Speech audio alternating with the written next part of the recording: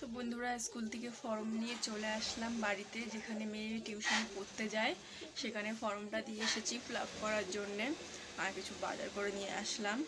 আর কি রান্না করব আজকে চলো দেখাই তোমাদের। তো এই দেখো সবজি এখানে কেটে রেখেছি। পুঁই আজকে সোমবার নিরামিষ, তার জন্য যে পুঁই শাক দিয়ে আলু দিয়ে বেগুন নিয়ে আসিনি, কুমড়ো দিয়ে বড়ি দিয়ে একটা নিরামিষ তরকারি করব।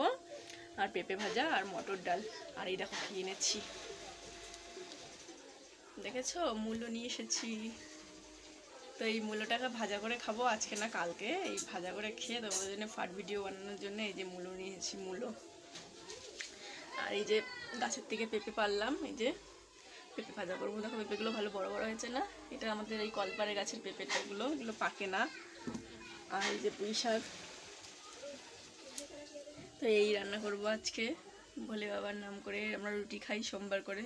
তো আজকে কিছু মানে অসুবিধার জন্য রুটিটা বানাতে পারছি না, যেন ভাত বসিয়ে দিয়েছি, মটর ডাল সিদ্ধ বসিয়েছি, নিরামিষ করব। তো ঠাকুরের কাছে ক্ষমা করে, মানে ঠাকুরের কাছে ক্ষমা চেয়ে নিলাম যে বাবা ক্ষমা করে দিও, এই মানে আজকে আর রুটি করতে পারলাম না, ভাত করলাম।